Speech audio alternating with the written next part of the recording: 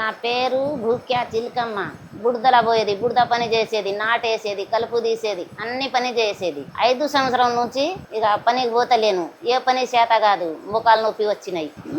5 సంవత్సరం మందులు తిన్నా సార్, ఏం కాలే. మందులు తిన్నంత రోజు హల్కగా ఉంటుంది, నడుస్తాన. మందులు అయిపోతే మళ్ళీ అట్లనే నొత్తది, అట్లనే వాపు వస్తుంది. ఇక ఎన్ని రోజులు మందులు తినాలని మంచిర్యాల పోయి ఒక కాలు చేయించుకున్నా. ఒక కాలు చేయించుకుంటే ఒక కాలు హల్కంగా ఉన్నది, ఇంకో కాలు వాపు వచ్చింది. ఇంకో కాలు వాపు వచ్చినాక ఏం చేయాలి అని మళ్ళీ అక్కడనే పోతామని ఫోన్ చేసినాం సార్కు. ఫోన్ చేస్తే ఆ సారే ఏమన్నాడు, మంచి డాక్టర్ ఉన్నాడు, ఆడ నా లెక్కే ఆపరేషన్ చేస్తాడు, నా లెక్కే చూసుకుంటాడు అని మాకు ఇక్కడ పంపిండు.